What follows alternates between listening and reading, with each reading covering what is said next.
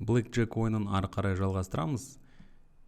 Қазіргі сәтте бізде бар бағдарлама дилер қолы және ойыншы қолын басып шығарады.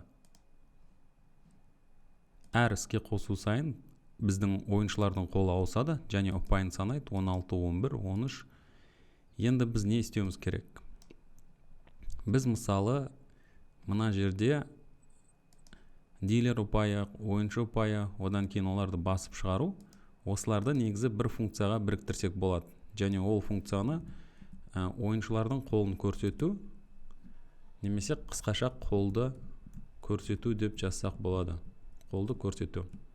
Және бұл өзіне аргумент ретінде қандай параметрлерді алатынын жазайық. Қолды көрсету, бұл жерде дилер қолы және ойыншы қолы, дилер қолы және ойыншы қолы, оны аргумент ретінде алады. Одан кейін дилер ұпайын санайды, ойыншы ұпайын санайды және оларды бізге басып шығарады. Олай болса мен мынаны қазір осы жерден көшіріп аламын және кесіп алып мына жерге қоя салайын. Біздің main функциясынан осы дилер қолды көрсету дегенге ауыстырдық және ол екі аргументті қабылдайды. Дилер қол және ойыншы қолы. Дилер қолы және ойыншы қолы бізде карта колодасынан карталарды поп әдісінің көмегімен алу арқылы іске асады. Енді мен мына жерде мысалы қолды көрсету, одан соң дилер қолы және ойыншы қолын аргумент ретінде беремін. Және ол бізде алады, оның ұпайын санайды. Одан кейін print функциясын басып, мына жерде дилер ұпайы мен дилер қолын карта суретін салу арқылы басып шығарады. Ешқандай өзгеріс болмайды. Жаңағы бағдарламамыз бізде қайта іске асады. Міне қайта іске қосамын. Дилер қолы 13, ойыншы қолы 18. Осылай әр ойыншының қолын басып және ұпайын санап шығаруда. Бұл бізге бағдарламаны қазір ары қарай жеткізілу барысында осылай кейбір функцияларды жекелеп бөлуге мүмкіндік береді. Енді біз былай жасайық, қазір Blackjack ойыны бізде басталған кезде ол жерде ставка қою мәселесі бірінші кезекте болады. Себебі біз мына жерде ұпайларды санауымыз керек, ставка қою мүмкіндігін беру керек. Олай болса мен әзірге мынаның барлығын жоя тұрайын. Және main функциясында бізге ойыншыға ставка қою үшін ақша керек. Олай болса ақша деп аталынатын айнымалы жазамын және оған 5000 теңге, 5000 деген integer мәнді беремін. Одан кейін бұл жерде main функциясында біздің ойынның негізгі циклы болады. Демек ылғи айналып біздің ойыншы ставка жасауға мүмкіндік беретін while true негізгі циклды жазамыз және бұл жерде ол басып шығарады. Мысалы Blackjack ойынына қош келдіңіз.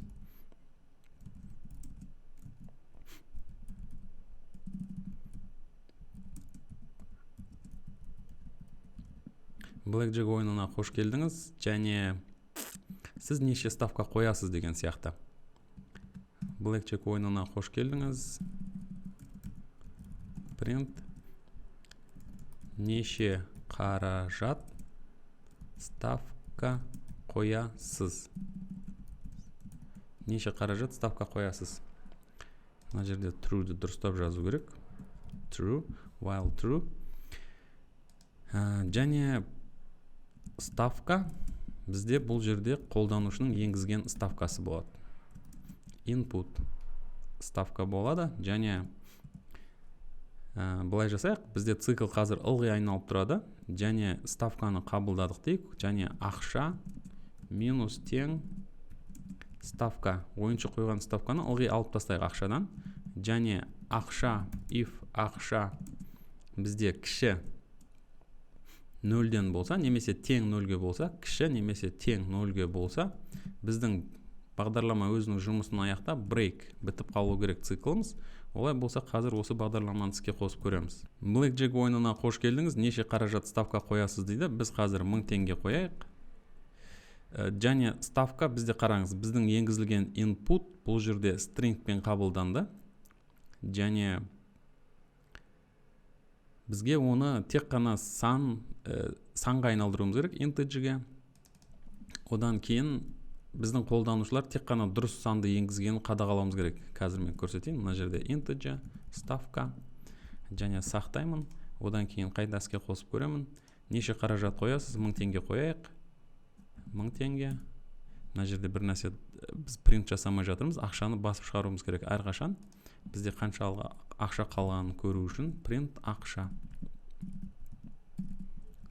Ақшаны басып шығарайық. Және бағдарламаны қайта іске қосайық. Blackjack ойынына қош келдіңіз. Неше қаражат ставка қоясыз? 1000 теңге. Бізде қазір 4000 теңге қалды. Біз тағы да 1000 теңге қоямыз. 3000 теңге қалды. Одан кейін тағы 1000 теңге, 2000 теңге. Міне, неше қаражат ставка қоясыз? 2000 теңге. Бізде ақша 0-ге тең болған кезде бағдарламамыз жұмысынан шығып кетті. Енді бізде ойыншы демек ставка қоюға мүмкіндігі бар болды. Алайда ставка қою барысында бізде кейде қолданушылар мысалы қараңыз, неше қаражат ставка қоясыз дейді. Егер біздің қолданушылар қате мән енгізіп жүрсе, мысалы тіркес енгізіп жүрсе, немесе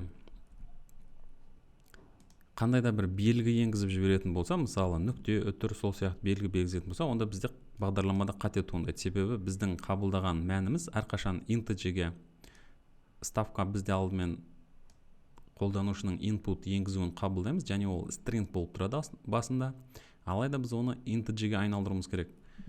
Сондықтан бұл жерде қолданушының берген мәні әрқашан integer, және біздің ақшамыздан асып кетпеу керек. Әрине бізде 5000 теңге болса, онда 6000 теңге, 10000 теңге әзірге қоя алмайды.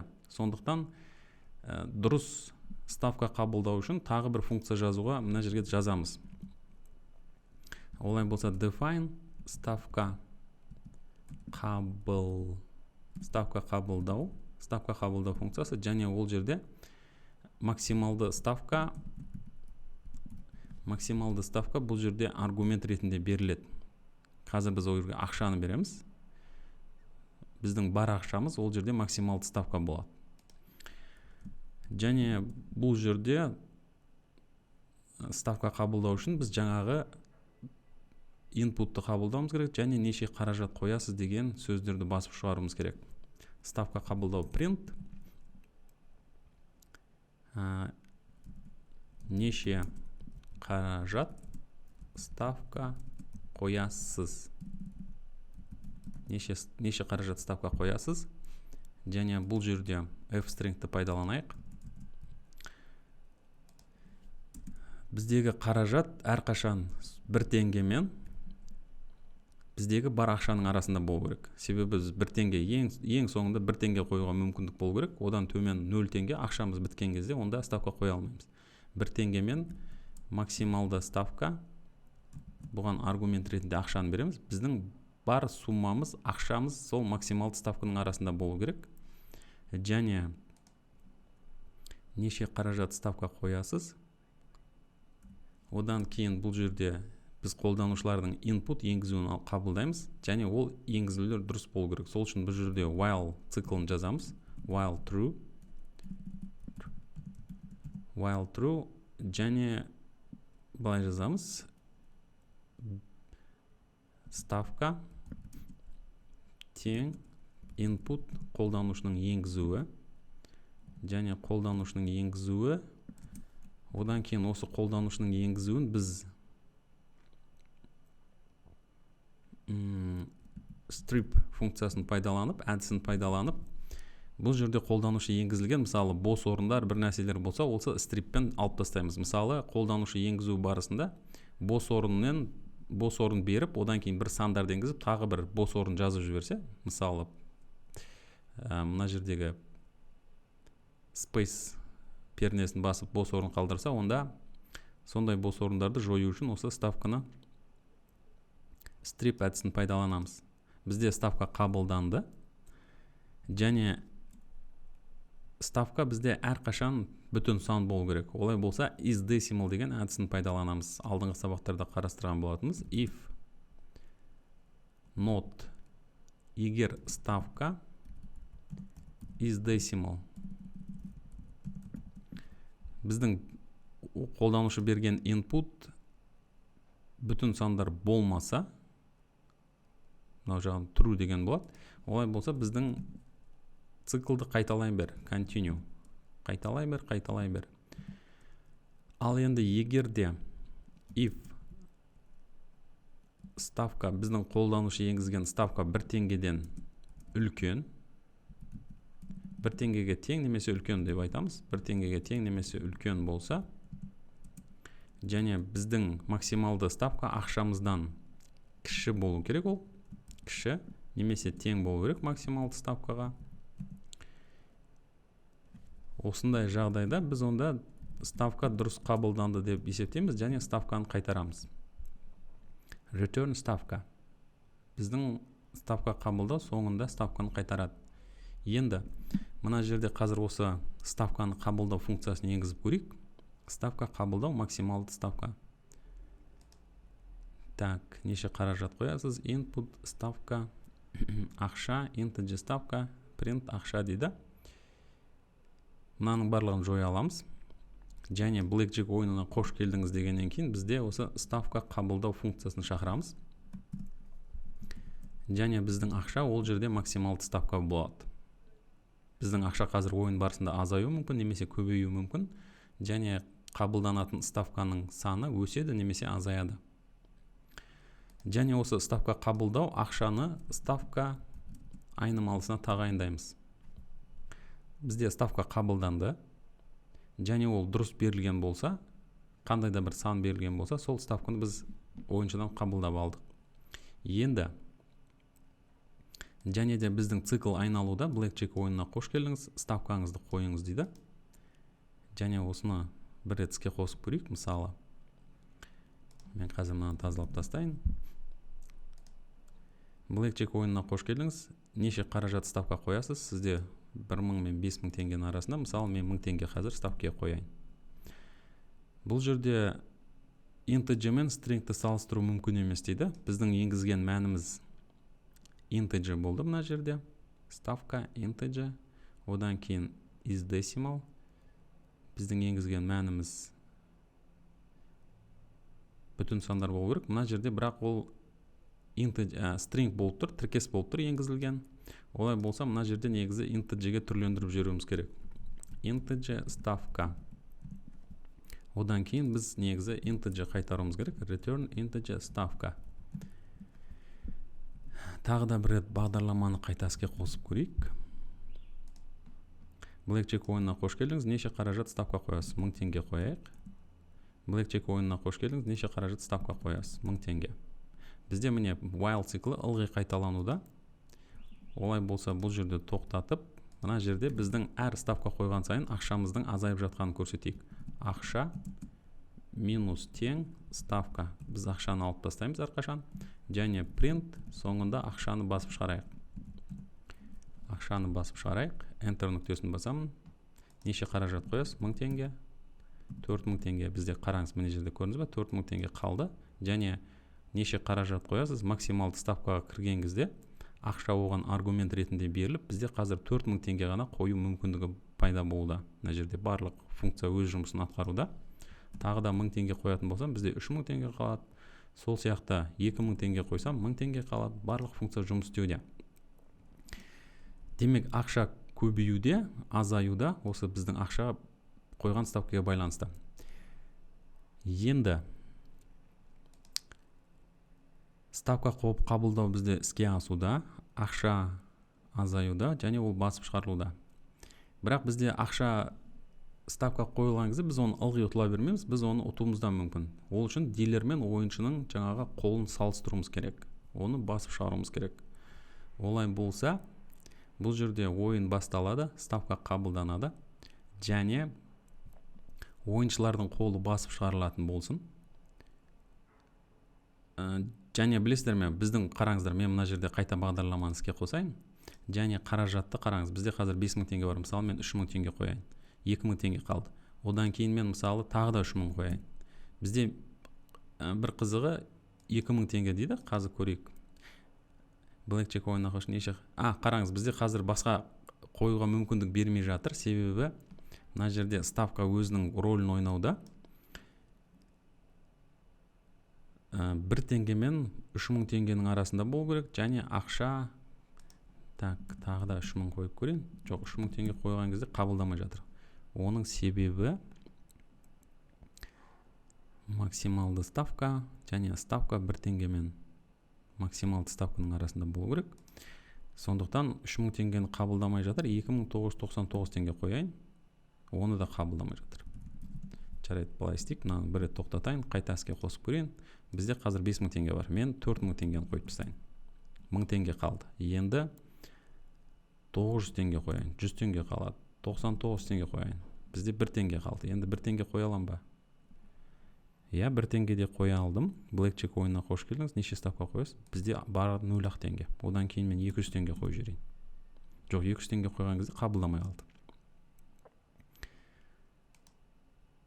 Енді былай жазу керек. Негізі біздің ақшамыз біткен кезде 0 теңге немесе минусқа кетіп қалған кезде соны ақша былай жазамыз. If ақша бізде кіші немесе тең 0-ге, біздің ақшамыз 0-ден азайып кеткен кезде, ол кезде біз басып шығарамыз. Сіз ұтылып қалдыңыз.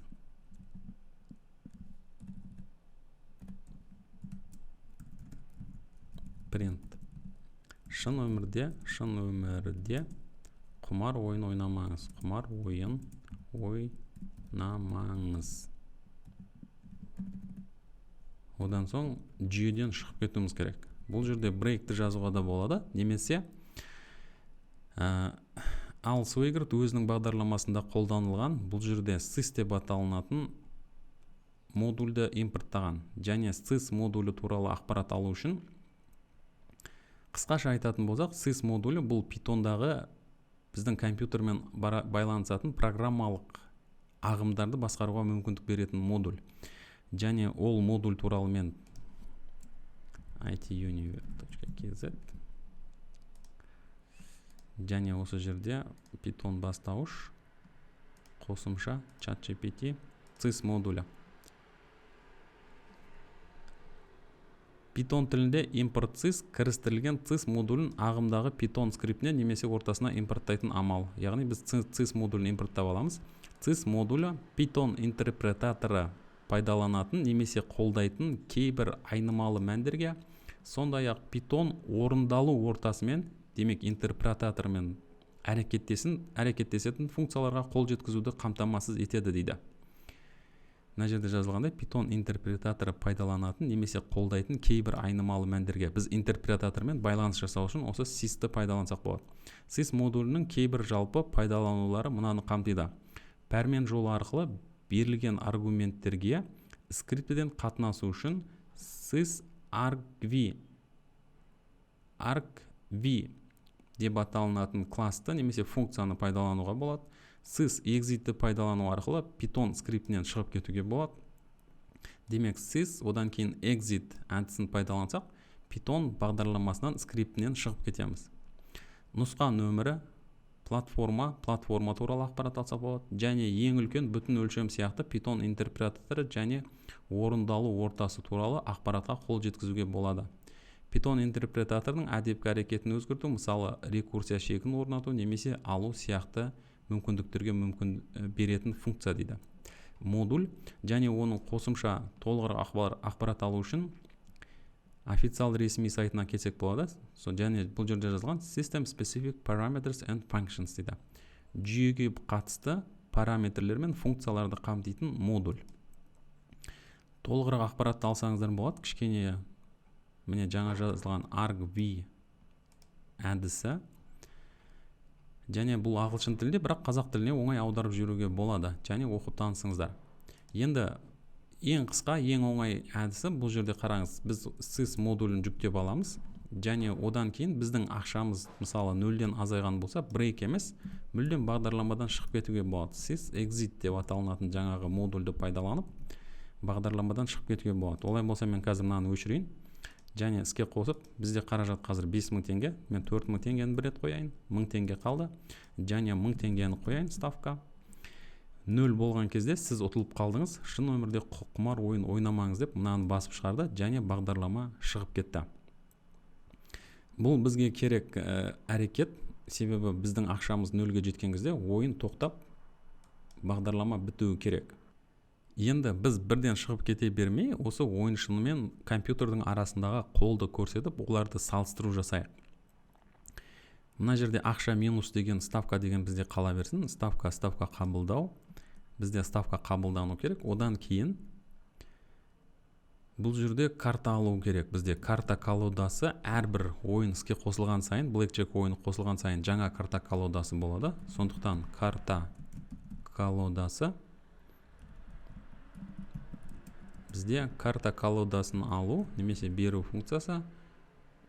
Біз карта колодасын аламыз. Одан кейін бұл жерде дилер қолы. Дилер қолы бізде карта колодасынан екі картаны жұлып аламыз. Поп. Ойын негізі екі картамен басталады. Себебі екі карта ешқашан 21-ден асып кете алмайды. 21-ге тең болуы мүмкін, бірақ 21-ден асып кете алмайды. Сол сияқты ойыншы қолы болады. Карта колодасы. Бұл да екі картаны аламыз колодадан.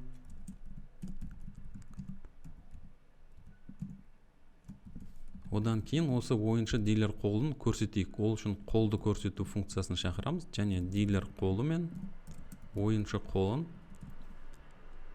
аргумент ретінде береміз. Енді мен былай жазайын. Қазір программаны қайта іске қосып көрейін. Бірінші ойын бастала салып ставка жасауымыз керек, және біз 100 теңге қояйық. Біз 100 теңге қойдық, және дилер қолы 12 болды, ойыншы қолы 16 болды. Сөйтіп бізден бірден ақшаны алып тастады. Негізі біз бұл жерде ұттық. 16 ол ұтты, бірақ 4900 деп бірден ақшаны алып тастады. Себебі мына жерде ақшаны алу дегенді жазған болатынбыз. Қолды көрсету, енді біз былай жасайық, мына жерге if стейтменттерін жазып, шарттамаларын жазып, ойыншы қолы мен дилер қолын салыстырып, соған байланысты ұту мәселесін шешейік. Мысалы, былай жазуға болады. If ұпайды санау, және бұл жерде ойыншы қолы бізден 21-ден асып кететін болса, әзірге ешқандай асу мүмкіндік жоқ, бірақ 21-ден асып кететін болса, біз мынандай жазу шығарамыз.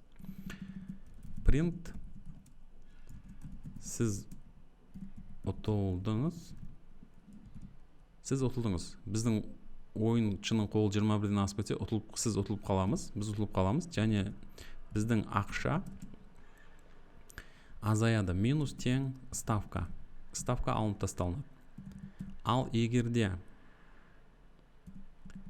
енді elif деп жасақ та болады. If деп жасақ. If ұпайды санау. Дилер қолының ұпайы 21-ден асып кететін болса, онда print ойыншы ұтты, дилер ұтылып қалды. Ойыншы ұтты, дилер ұтылды. Дилер асып кетті деп жасақ болады, немесе 21-ден асып кетті. Және бұл жерде ақша енді бізде көбейеді. Плюс тең ставка. Ставка бізге қосылады.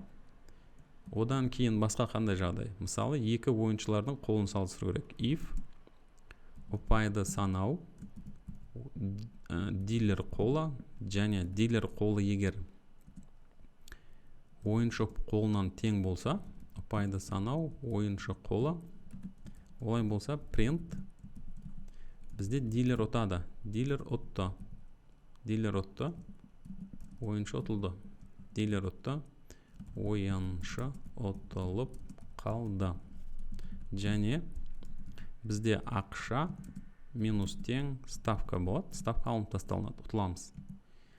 Elif егерде ұпайды санау, дилер қолы тең болса, ұпайды санау ойыншы қолымен тең болса,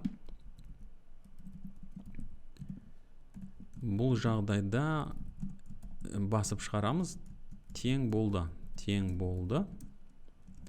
Ақша ойыншыға қайтарылады.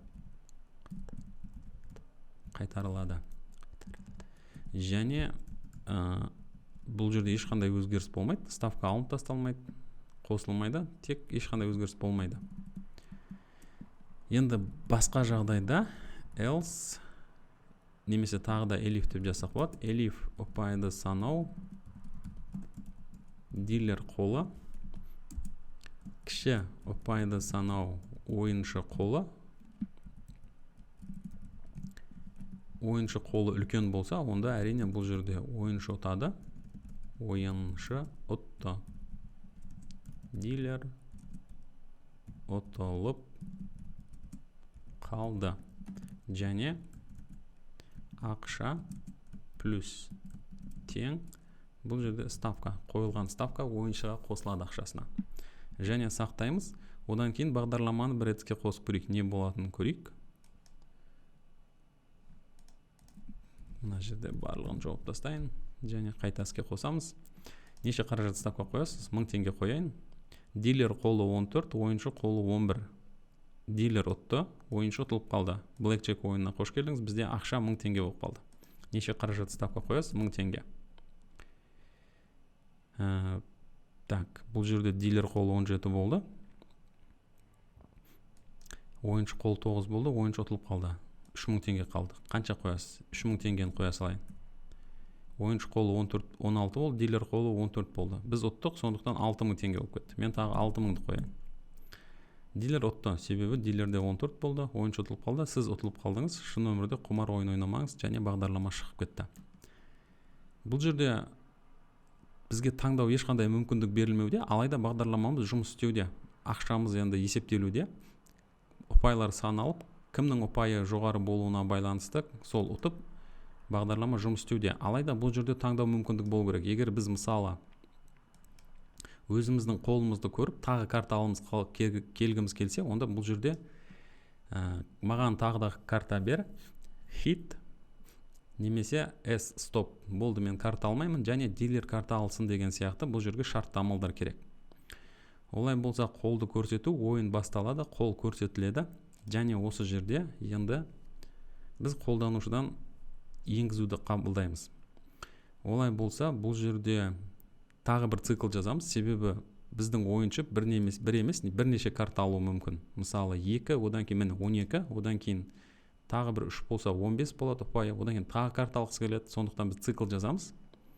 Қайталап ойыншыға бірнеше карта алуға мүмкіндік беретін. Сол сияқты дилердің де қолы ойын шартына байланысты 17-ге тең, немесе 17-ден кіші 17-ге тең болғанша карта алуға мүмкіндігі бар. Дилер автоматты түрде карта алады. Олай болса, сол шартты амалды жазуымыз керек. Ол үшін мына жерге while циклын жазамыз, және true шын болып тұрған жағдайда бұл жерде қолданушыдан карта аламыз, енгізуді қабылдаймыз. Мысалы, тағы карта алғыңыз келе ме, сол сияқты жазуларды жазуымыз керек. Мысалы, print, тағы карта алу үшін hit. Енді ағылшын тілінде қалдыра берейік. H пернесін басыңыз.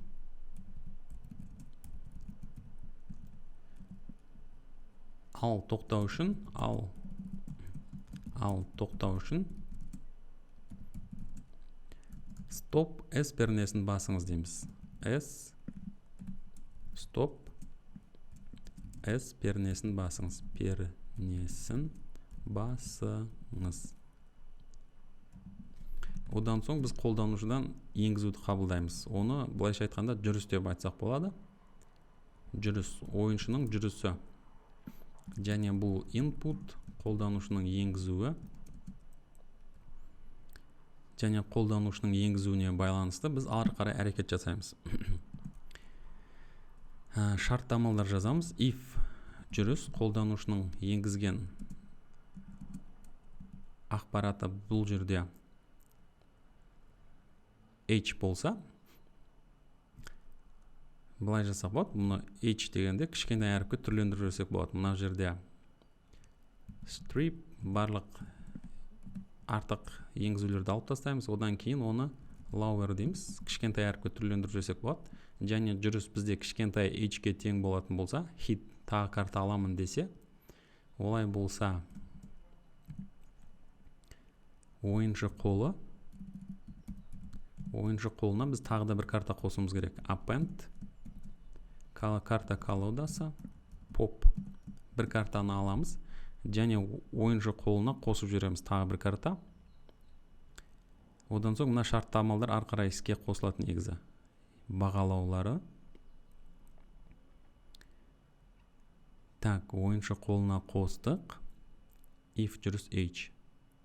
Және бізде мына амалдар ары қарай іске асу керек. Негізі мынаның барлығын осы while циклының ішіне кіргізу керек сияқты негізі. Қазір мен кесіп алайын.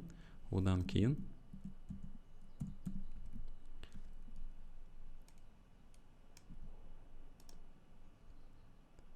так. Мына жерде қараңыз, біз қолданушыдан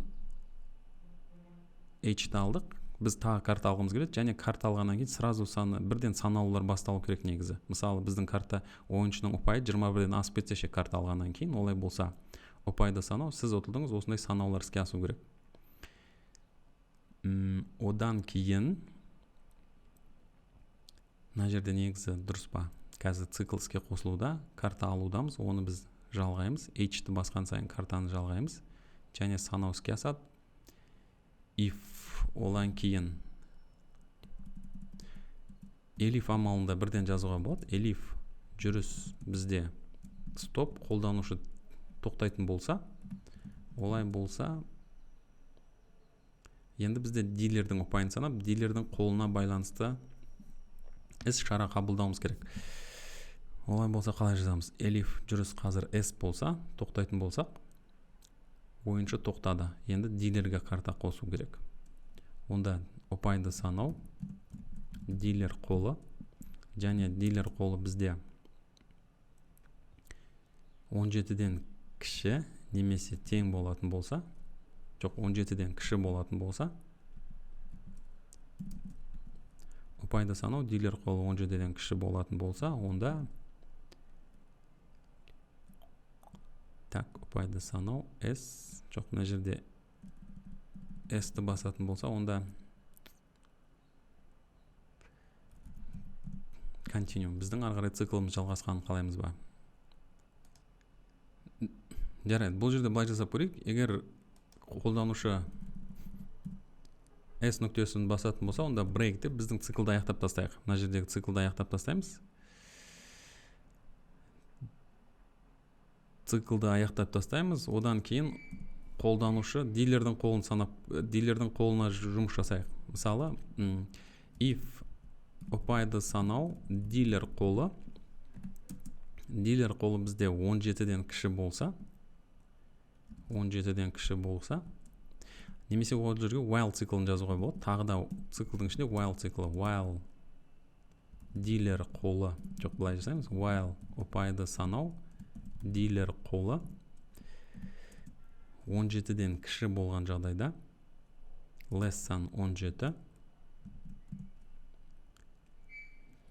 дилер қолы append карта колодасынан бір карта алып, дилерге әрқашан беріп отырамыз, 17-ден кіші болса. Ал егер 17-ге тең немесе 17-ден үлкен болса, ол жерде тоқтауымыз керек, сондықтан автоматты түрде тоқтайды деп ойлаймын. Жарайды, осыны бір сақтап көрейік. While ұпайды санау, мынау true болған жағдайда бізге мынандай іске асады. Жарайды, бізде бір рет бағдарламаны іске қосып көрейік. Неше қаражат ставка қоясыз дейді. Мен мысалы 100 теңге қояйын қазір. Дилер қолы 12. Ойыншы қолы 18. Тағы карта алу үшін hit H пернесін басыңыз, ал тоқтау үшін stop пернесін басыңыз дейді. Мен қазір 18 ұпай маған жеткілікті. Немесе қызық болу үшін жай былай hit тағы бір карта алып көрейін. Дилер ұтты, дилер асып кетті дейді. Ойыншы ұтты, дилер асып кетті. Дилер ұтты, ойыншы ұтылып қалды. Мына жерде бір қызық болды. Біздің бағдарлама мүлдем біз қалағандай жұмыс жасамады. Бұл жерде дилер асып кету себебі мына цикл әрине тоқталмай тұрып істегендіктен болса керек. Қазір былай жасайық, біз мына жерде циклдар өтіп жатқан кезде H пернесін басқаннан кейін колодаға картаны қосамыз. Одан кейін бізге қолды көрсету керек негізі. Олай болса, қолды көрсету функциясын шақыруымыз керек. Қолды көрсету, одан кейін дилер қолы, ойыншы қолы.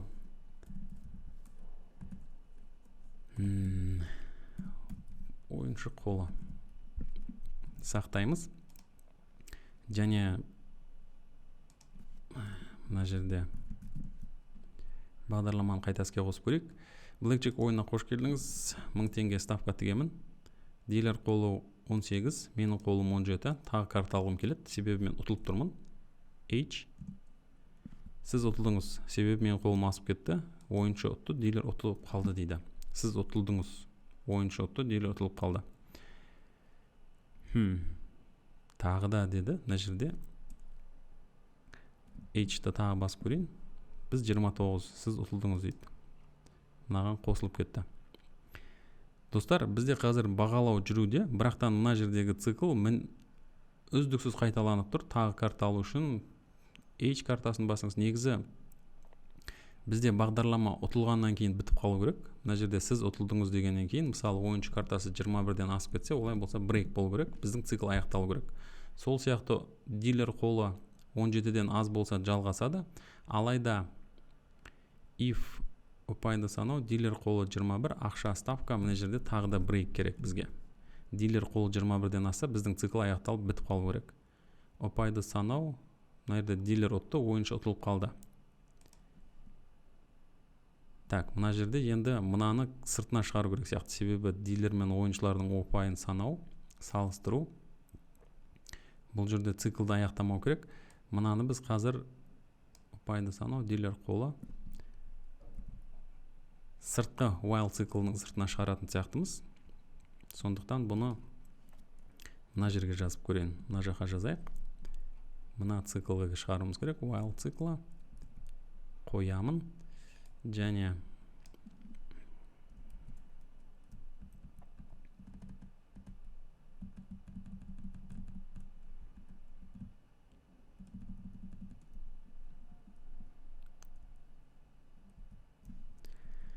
ұпайды санау, егер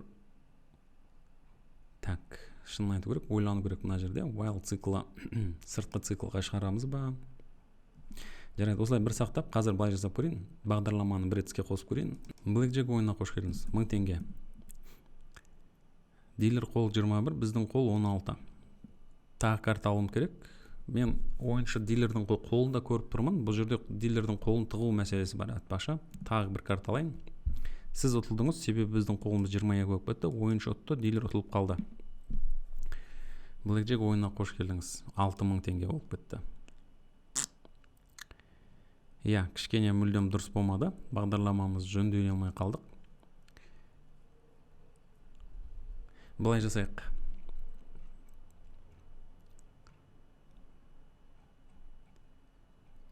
Осы жерге дейін қарап түсініп алыңыздар. Одан кейін мына жерде қателіктер кетті. Қазір оны реттейміз. Одан кейін қайта ораламыз.